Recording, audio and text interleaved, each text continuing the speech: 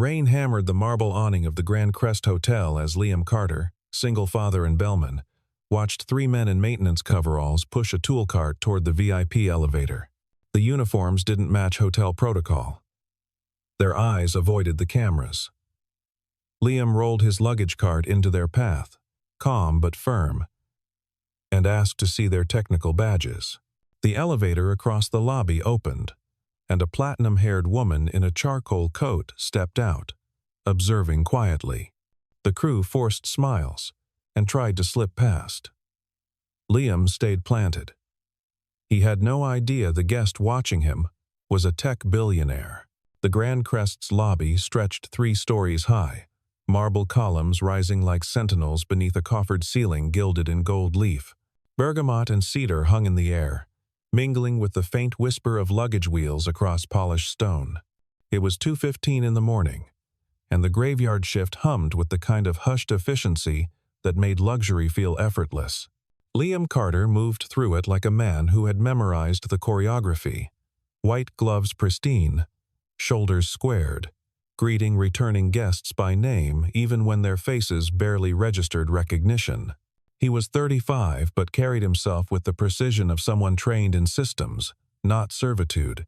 On his wrist, an old aviator's watch bore an inscription too faded to read in dim light, but Liam knew the words by heart. To Liam, keep building. His former employer, an aerospace firm in Seattle, had given it to him the day they let him go. Downsizing, they called it. A polite massacre. He had packed his drafting tools, kissed his daughter goodbye, and moved them both to San Francisco, where the rent was brutal and the work was honest. Every night before his shift, Liam checked his wallet. Not for cash, though money was always tight.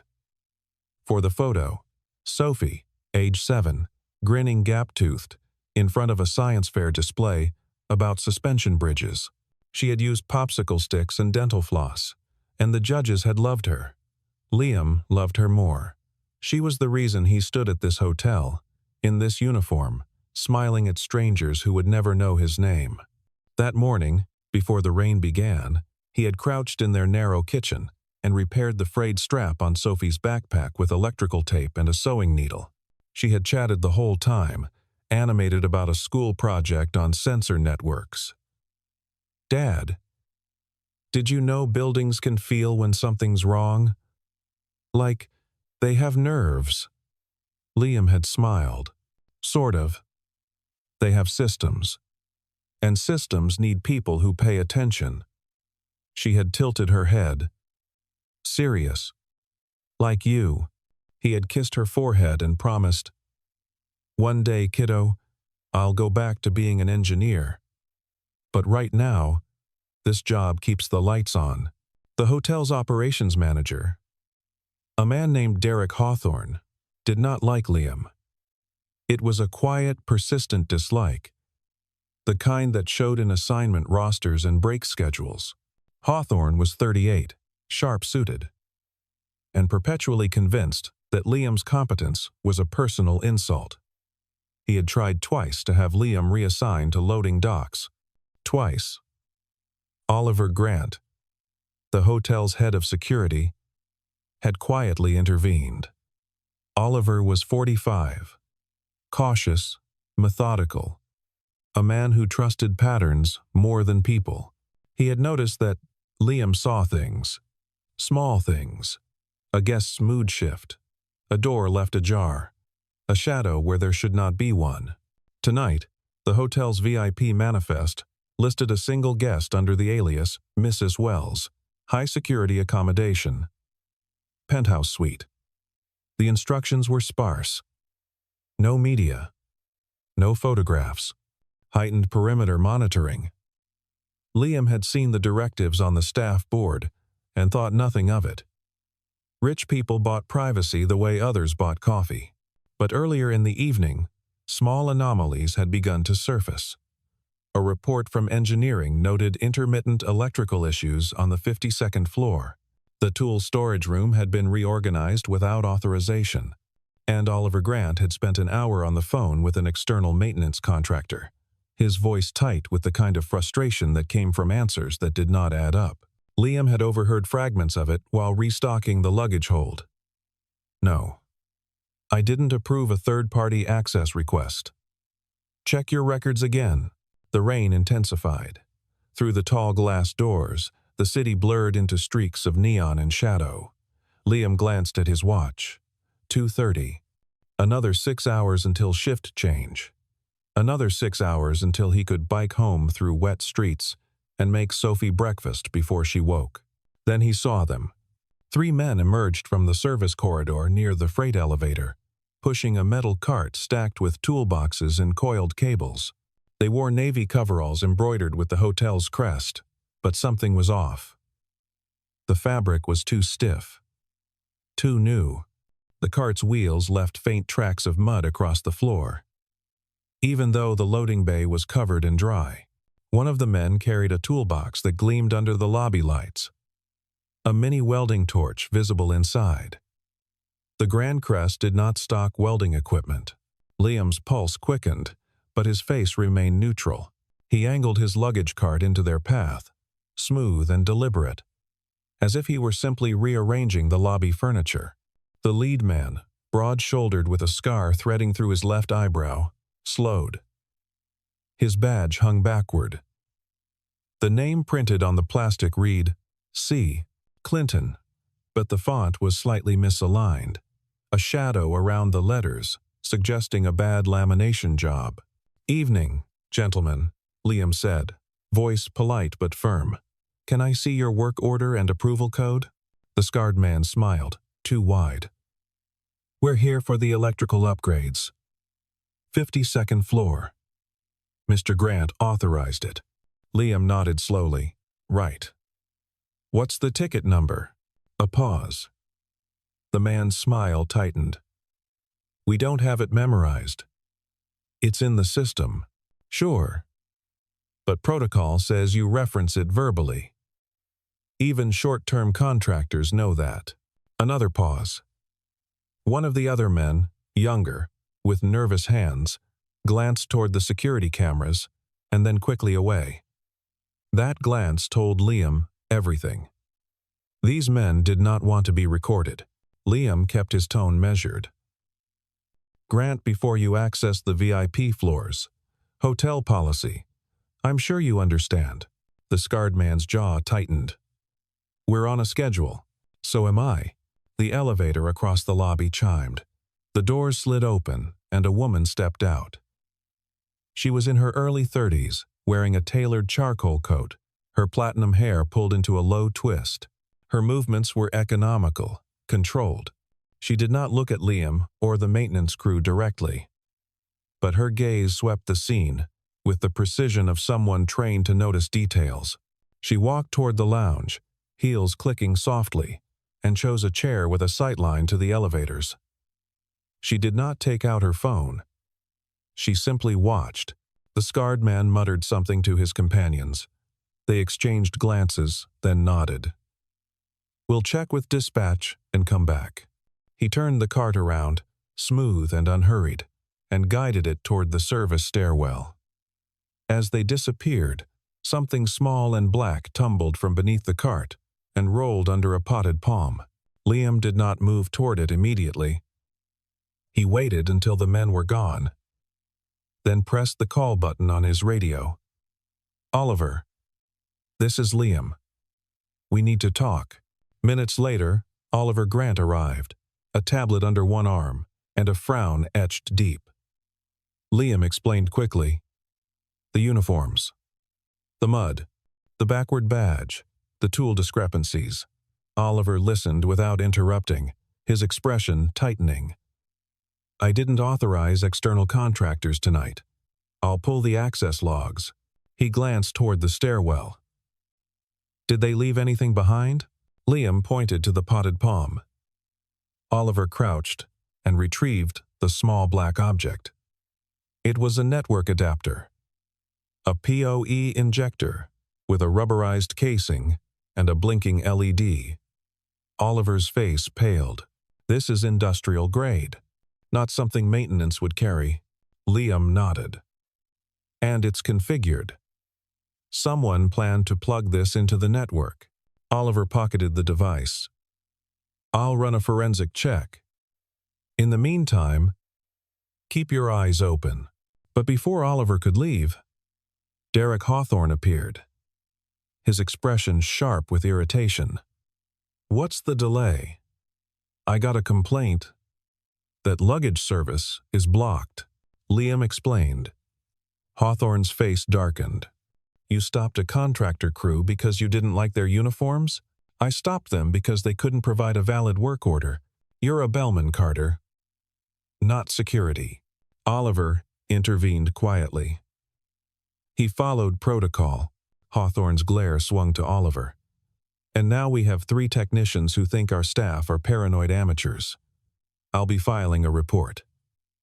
He turned on his heel and stalked toward the admin offices. Liam exhaled slowly. Oliver met his gaze. You did the right thing. But Liam knew Hawthorne would make him pay for it. The platinum-haired woman in the lounge stood and walked toward the elevators. As she passed, she glanced at Liam. Her eyes were gray-green, sharp as cut glass.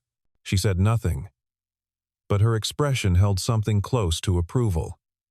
Then she was gone, swallowed by the elevator's polished doors. Liam returned to his station, restocking brochures and wiping down the brass luggage rack. His hands moved automatically, but his mind replayed the encounter. The men had been too polished, too rehearsed, and that adapter had not fallen by accident. It had been left behind, either as a mistake or as a warning. At 4 a.m, Liam biked home through rain-slicked streets, his uniform damp under his jacket. Sophie was asleep, her small body curled around a stuffed bear that had lost one eye. Liam kissed her hair and sat at the kitchen table, staring at the cold coffee he did not have the energy to drink.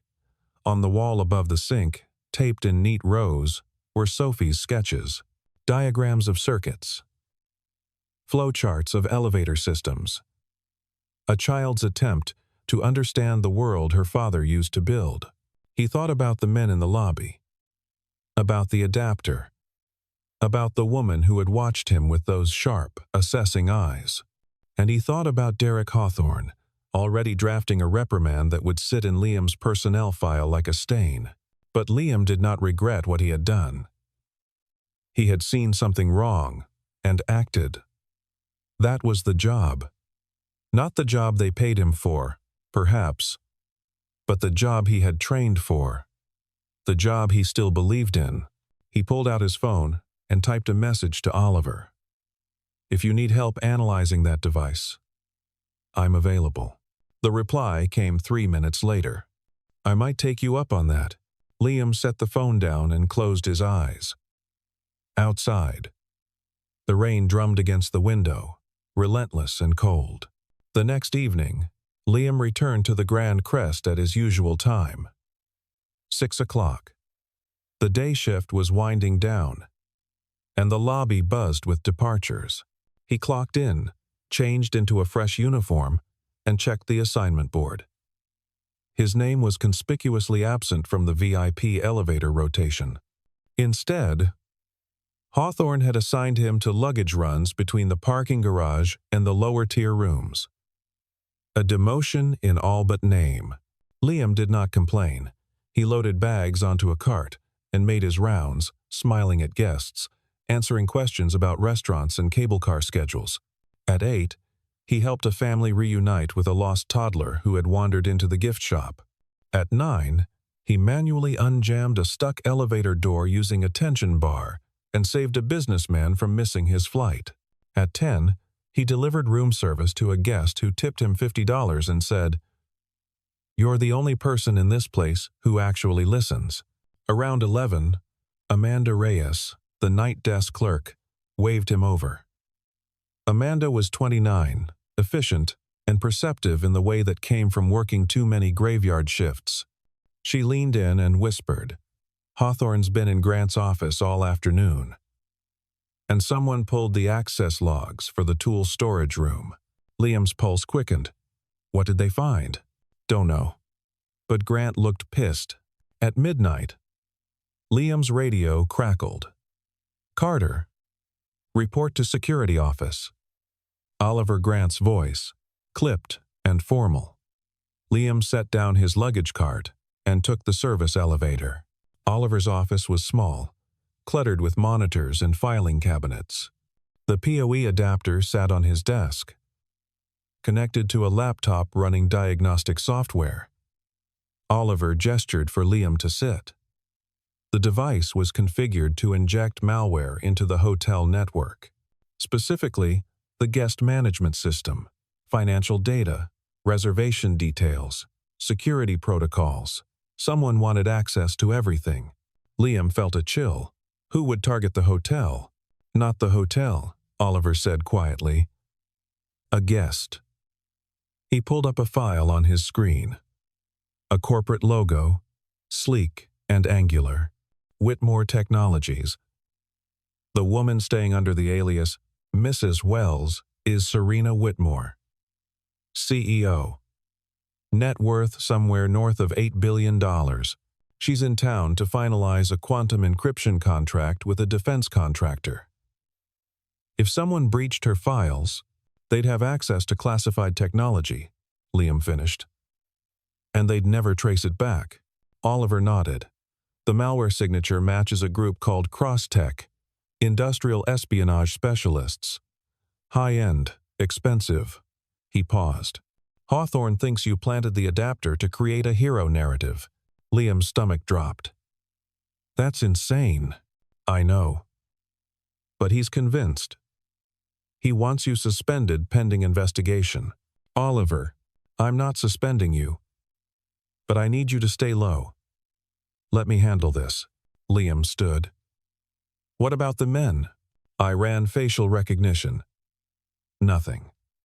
Either they're ghosts, or they're using advanced spoofing. Either way, they'll try again. And next time, they won't be polite." Liam left the office, his mind racing. As he walked back to the lobby, he passed the VIP elevator.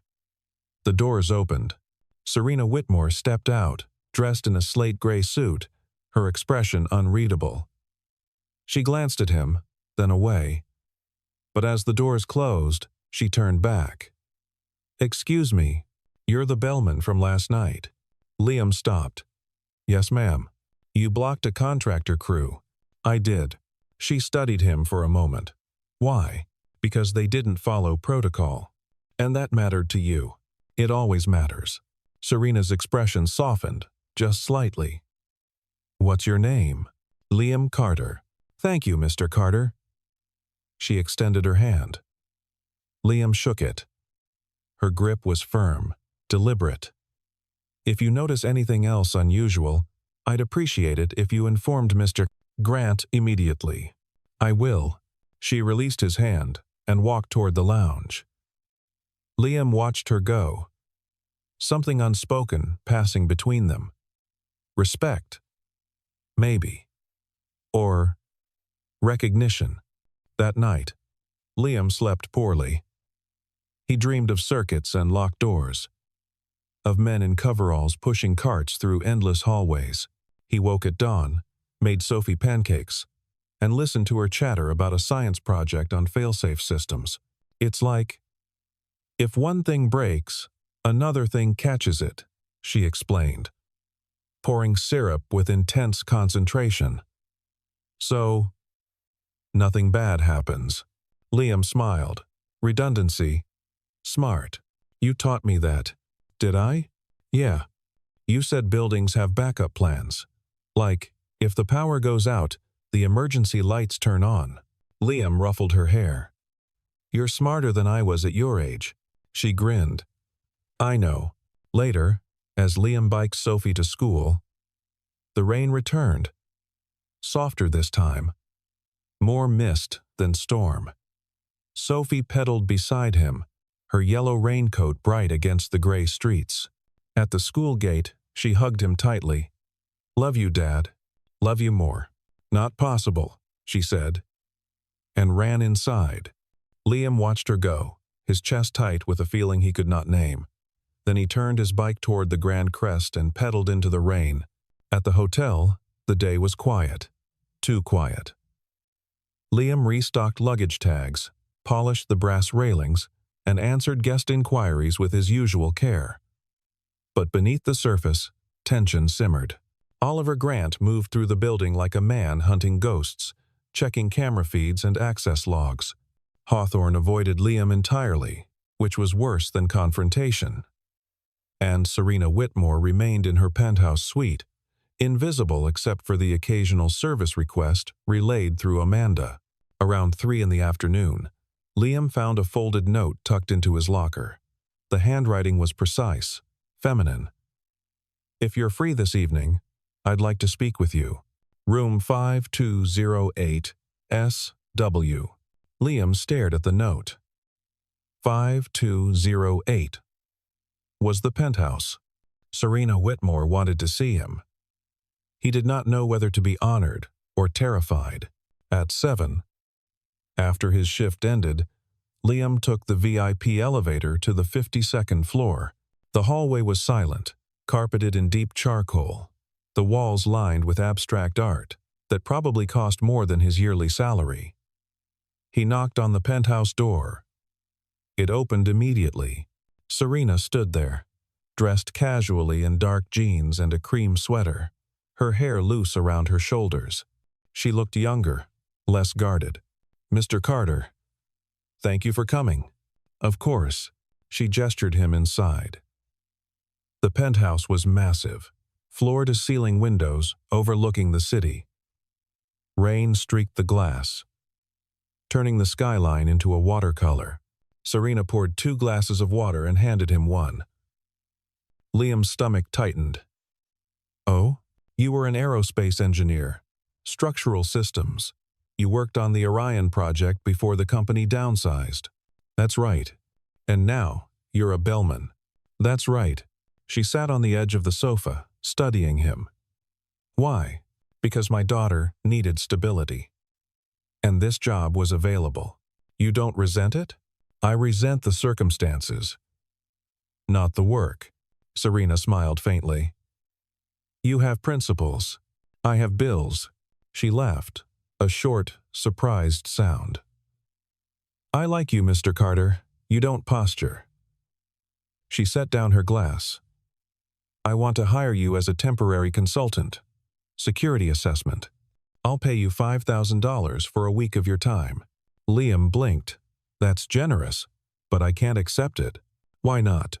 "Because it feels like charity. And I don't take charity." Serena's expression shifted, something like respect flickering in her eyes. "It's not charity. It's payment for expertise. You saw something last night that my security team missed. I need people who see." Liam hesitated. "What I need is for this hotel to treat me fairly. Not for someone to pay me to bypass the problem." Serena was quiet for a long moment. Then she nodded. "All right. No payment. But if you notice anything else, will you tell me directly?" "I'll tell Mr. Grant. He's the security lead." "And if Mr. Grant is compromised?" Liam's pulse quickened. "You think he's involved?" "I think someone inside this hotel is. And I think you're one of the few people I can trust." Liam met her chaze. "Why me?" "Because you stood in front of those men and didn't flinch. Because you care about doing the job right, even when no one's watching. That's rare." Liam did not know what to say, so he simply nodded. "I'll keep my eyes open. Thank you." As Liam turned to leave, Serena called after him. "Mr. Carter, your daughter, Sophie. She's lucky to have you." Liam stopped, surprised. "You know her name?" "I know a lot of things." She smiled. "It's part of the job." Liam left the penthouse, his mind spinning. Serena Whitmore was not what he had expected. She was sharp. Yes. Calculating. But there was something underneath. Something human. Back in the lobby, Amanda waved him over again. Grant's been trying to reach you. There's a problem. Liam's chest tightened. What kind of problem? Maintenance crew just arrived. Same coveralls, different faces, and Hawthorne signed off on them. Liam ran. He found Oliver Grant in the security office, staring at a monitor. On the screen, 3 men in navy coveralls pushed a cart toward the freight elevator. Oliver looked up. I didn't authorize this. Hawthorne did, Liam said. Why? Oliver's jaw tightened. Either he's incompetent or he's compromised. We need to stop them. Oliver grabbed his radio. All units, we have unauthorized personnel on site. Detain and question. He glanced at Liam. Stay here. But Liam was already moving. He took the stairs, 2 at a time, his heart hammering. The freight elevator was slower than the main lifts. If he ran, he could intercept them on the 48th floor. He burst through the stairwell door just as the elevator chimed. The doors opened. The 3 men stepped out, pushing their cart. Liam blocked their path. Stop. Security wants to speak with you. The lead man, a different face this time but the same cold eyes, smiled. We're just doing our job. Not without proper authorization. The man reached into his coveralls. Liam's instincts screamed. He shoved the luggage cart forward, ramming it into the man's knees. The man stumbled, cursing. The other 2 lunged. Liam ducked, grabbed a brass luggage handle, and swung it like a club. It connected with a shoulder. Someone yelled. Alarms blared. Security flooded the hallway. Oliver arrived, weapon drawn, on the ground. Now, the men complied, faces blank. But as they were cuffed, one of them looked at Liam and smiled. You're just delaying the inevitable. Liam's blood ran cold. Oliver pulled Liam aside. You all right? Yeah. What were they carrying? Oliver opened the cart. Inside, beneath a false bottom, were devices Liam recognized. Signal jammers, miniature EMP generators, and a small black case labeled Remote Access Kit. They were going to shut down the entire security grid, Oliver said quietly, then breach the penthouse while we were blind. Liam's hands shook. We need to move Miss Whitmore. Already on it, but before they could act, the lights flickered. Once. Twice. Then the building plunged into darkness. Emergency lighting kicked in, casting everything in red. The fire alarm screamed. Oliver cursed. They have a 4th man. Liam ran toward the stairwell. He did not think. He just moved. Up the stairs. Lungs burning. Legs screaming.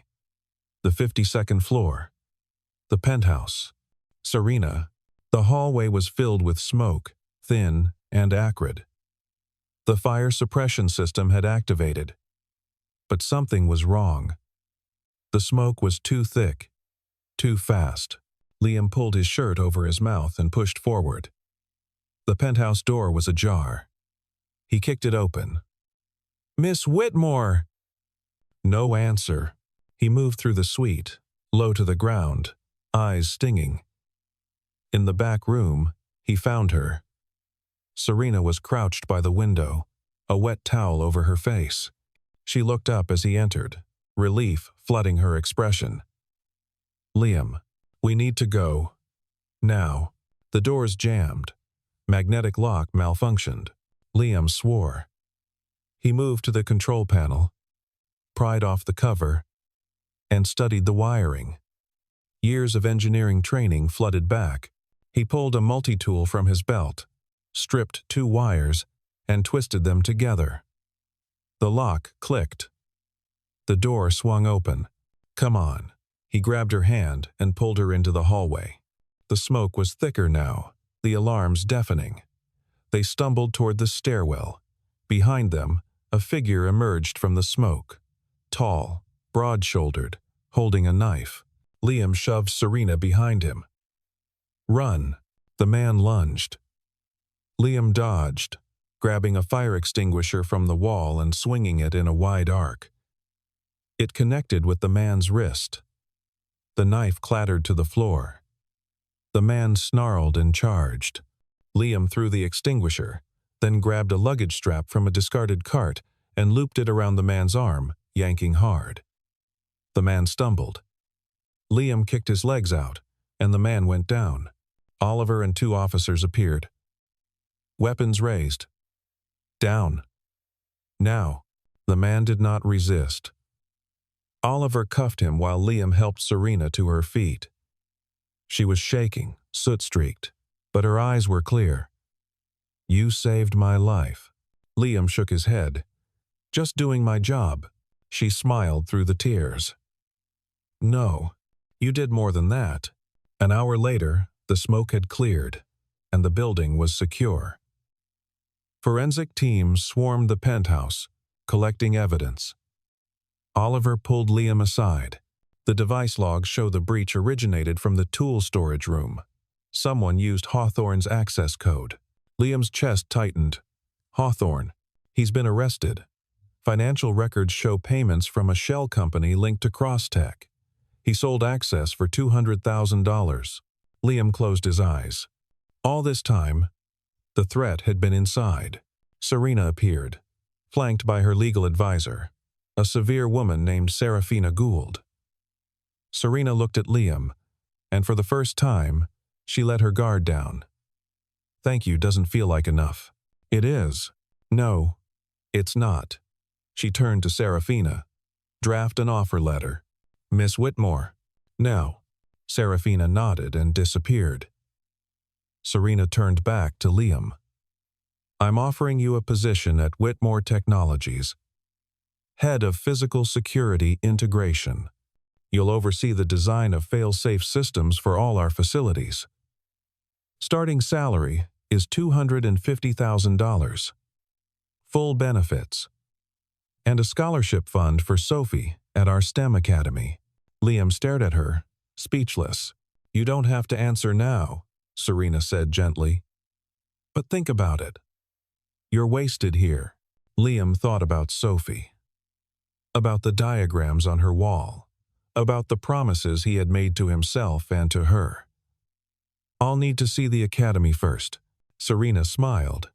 Of course, the next week, Liam stood in the Grand Crest's lobby one last time. He wore his uniform, white gloves pristine.